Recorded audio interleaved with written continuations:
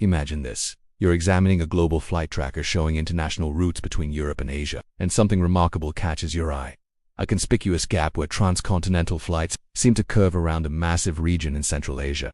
This isn't a system glitch or restricted military airspace. It's one of commercial aviation's most intriguing routing phenomena involving the Tibetan Plateau. Welcome to the World Documentaries, where we explore the fascinating stories behind our planet's most captivating mysteries. Today, we're investigating why international airlines deliberately avoid crossing the Tibetan Plateau on long-haul routes, despite it offering the most direct path between many major destinations. While Tibet certainly has active domestic and regional flights, the story of transcontinental route planning reveals deeper complexities about modern aviation safety. Understanding Tibet's aviation reality. The Tibetan Plateau, rightfully called the roof of the world, spans approximately 2.5 million square kilometers with an average elevation exceeding 4,300 meters above sea level. Contrary to popular belief, Tibet isn't completely devoid of air traffic. Tibetan Airlines, Sichuan Airlines, and other carriers operate regular domestic flights connecting cities like Lhasa, Beijing, Shanghai, and Chengdu, while international routes link Lhasa with Kathmandu. However, there's a crucial distinction between these regional operations and transcontinental flights crossing the plateau. Domestic flights typically have shorter distances to emergency airports and operate with different safety protocols than intercontinental routes. The challenge is on flying to Tibet.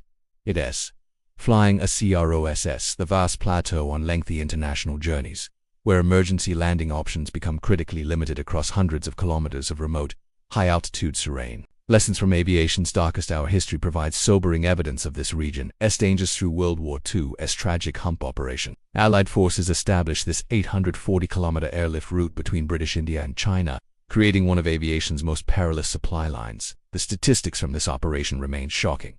Over 42 months, 594 aircraft vanished into the mountains along with 1,659 crew members. These losses exceeded casualties from the entire Battle of Britain, with crash rates reaching 50% during the worst periods. Pilots battled extreme turbulence, winds exceeding 300 kilometers per hour, and temperatures so severe they could freeze aviation fuel. Each lost aircraft became a stark reminder of the plateau's unforgiving nature, establishing historical precedent that continues influencing modern aviation route planning decisions. The emergency landing crisis. Modern aviation's fundamental safety principle requires viable emergency landing options throughout any flight path. But crossing the Tibetan Plateau creates potentially catastrophic gaps in this safety net. During cabin depressurization, one of aviation's most serious emergencies, must immediately descend to 10,000 feet where passengers can breathe without supplemental oxygen. Over Tibet's high-altitude terrain, such descent could mean collision with the plateau itself. Emergency oxygen masks provide only 20 minutes of breathable air, creating severe time constraints for pilots navigating to safety. International airports capable of handling large aircraft, Lhasa, Kathmandu, Chengdu, Urumqi, and Almaty,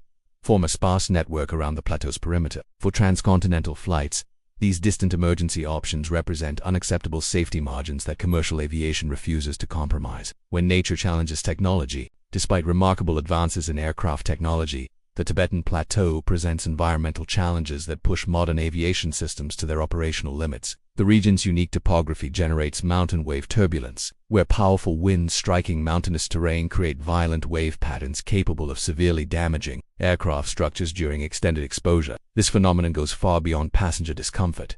It represents genuine structural threats to aircraft integrity. Temperature extremes compound these challenges significantly. At cruising altitudes above the already elevated plateau, temperatures can plummet below -40°C, approaching jet fuel's freezing point. While contemporary aircraft possess sophisticated heating systems, prolonged exposure during lengthy plateau crossings introduces risks that prudent commercial aviation operators choose to avoid through alternative routing strategies. The 2018 reality check. The dangers of flying over high-altitude terrain were dramatically illustrated on May 14, when Sichuan Airlines Flight 8633 experienced catastrophic windshield failure while crossing the plateau region. The sudden decompression at 32,000 feet created chaos, as the co-pilot was partially sucked from his seat and critical instruments failed due to extreme conditions. Only exceptional pilot skill and fortunate proximity to Chengdu Airport enabled successful emergency landing. This near disaster reinforced aviation industry wisdom about plateau operations. While the flight was operating within Tibet's regional network rather than crossing, it demonstrated how quickly situations can deteriorate at high altitudes. The incident validated the industry's conservative approach to transcontinental route planning, where extended plateau crossings with limited emergency options represent unacceptable risk profiles. Modern route planning philosophy.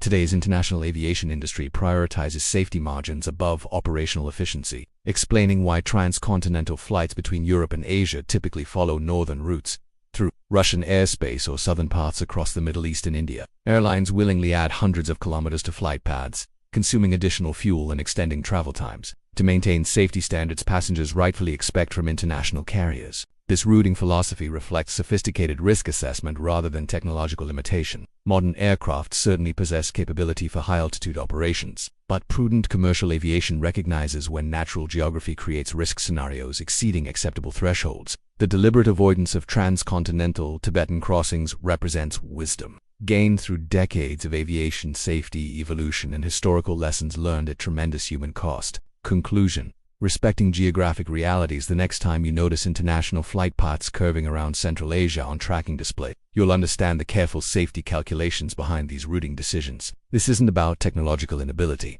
Regional flights operate successfully throughout Tibet daily. Rather, it demonstrates commercial aviation's mature approach to risk management, where transcontinental route planners choose proven safety over theoretical efficiency when crossing vast, high-altitude terrain with limited emergency infrastructure. Thank you for joining the World Documentaries for this exploration of international aviation route planning mysteries. Have you ever wondered why your flight from Europe to Asia took a seemingly indirect path, or noticed these routing patterns on flight tracking apps? Share your observations and travel experiences in the comments below, and subscribe to our channel for more fascinating documentaries exploring the complex intersections of geography, technology, and human decision-making in our interconnected world.